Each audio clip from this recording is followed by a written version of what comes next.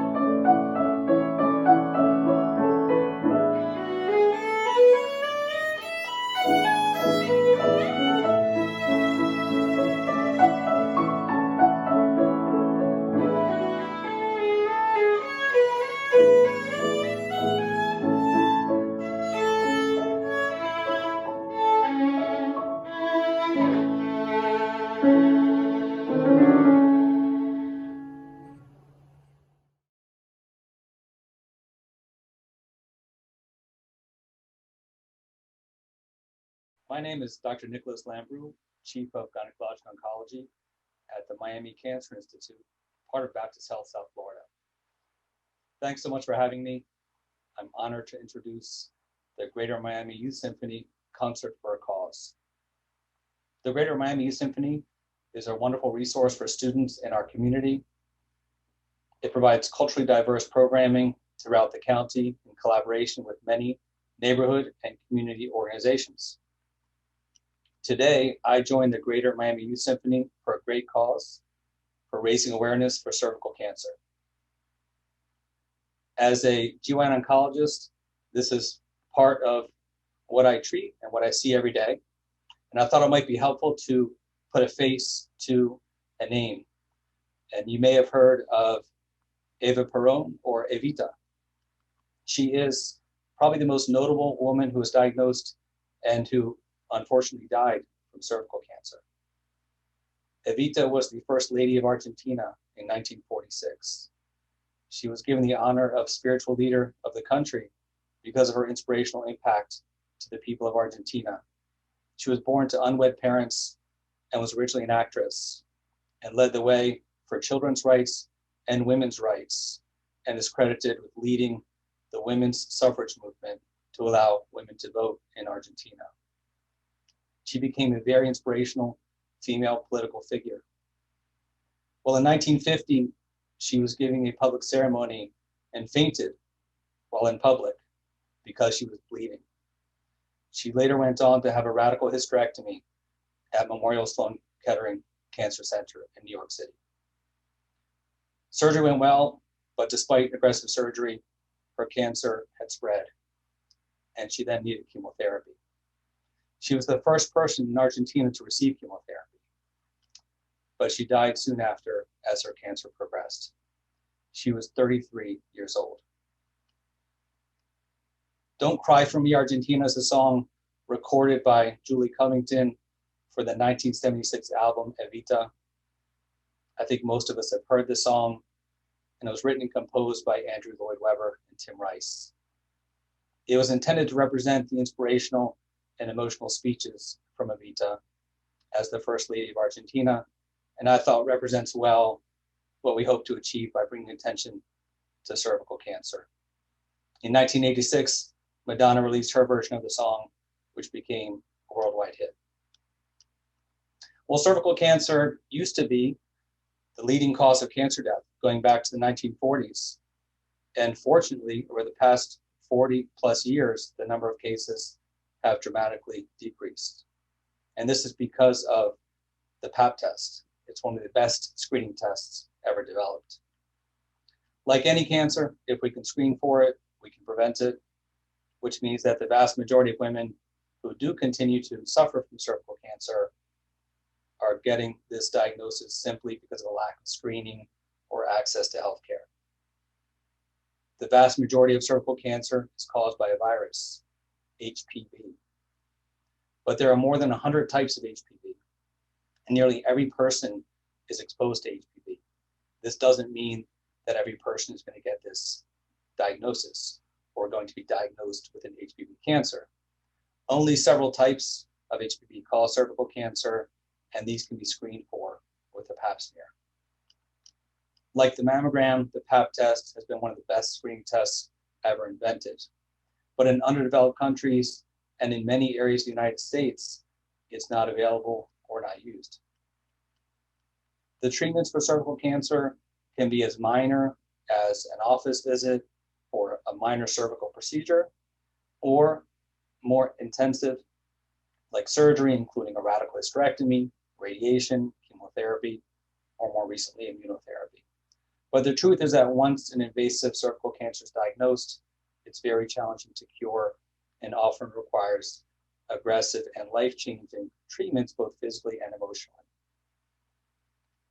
Cervical cancer is usually diagnosed in women in their 30s and 40s, during their reproductive years. It's rare to be diagnosed under the age of 25. So the key to this diagnosis is prevention. And just like the current pandemic with the coronavirus or other viruses, a vaccine can actually prevent the majority of infections and disease. So a vaccine can prevent this type of cancer. In November of 2020, the World Health Organization introduced the first ever global commitment to eliminate a cancer. The strategy is to accelerate the elimination of cervical cancer worldwide and outlines 3 steps: vaccination, screening, and treatment. Successful implementation of all 3 could reduce more than 40% of new cases of this disease and 5 million related deaths by 2050. It's a historic milestone. It can mark the first time that 194 countries commit to eliminating a cancer. Meeting the targets by 2030 will place all countries on a path toward elimination. What's being asked is that 90% of young girls get fully vaccinated with the HPV vaccine by 15 years of age. 70% of women should be screened using the PAP and HPV test by 35. Symptoms of cervical cancer can include irregular bleeding. However, for the most part, there are no symptoms. So the best thing that anyone can do is to see their gynecologist or their primary physician at least once a year for a pelvic examination. Although the pap smear is not necessarily indicated every year, a pelvic exam is still really important to get. I'll describe briefly to you what the pap smear is, and it's basically a screening test only for cervical cancer. It does not screen for ovarian cancer or other types of cancer. So it is important to know your family history. And if you have a family history of any other types of cancer, whether it be breast, ovarian, stomach, then you ought to speak to your doctor about how to screen for those types of cancers. The pap screening is very specific to cervical cancer, and a pelvic exam is very important to get once per year. The American College of Surgeons recommends that individuals with a cervix have cervical screening by the age of 25 and undergo HPV and pap testing every 5 years. Now, this has changed somewhat over the past couple of years, and most women are used to getting a pap smear every year.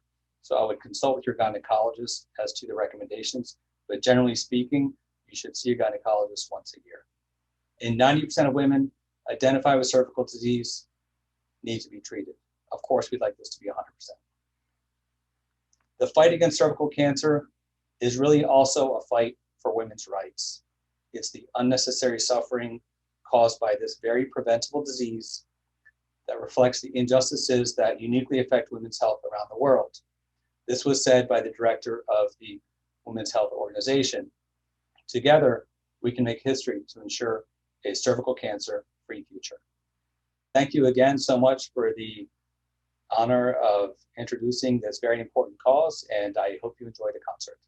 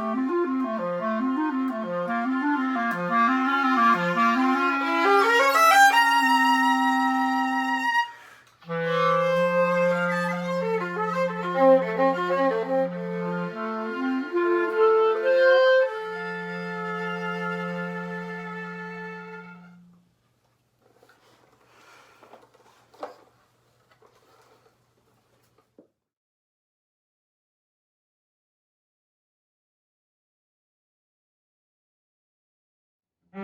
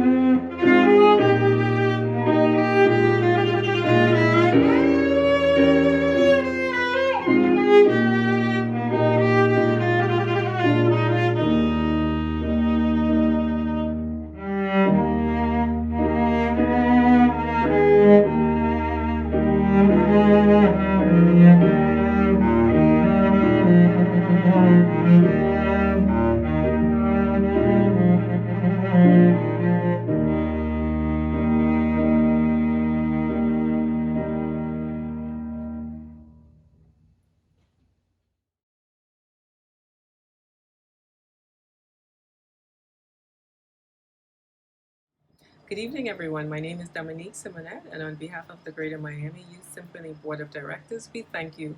We thank you for attending this very important event celebrating women's health and music. We thank our sponsors, we thank our speakers, and a rousing round of applause to our talented young musicians.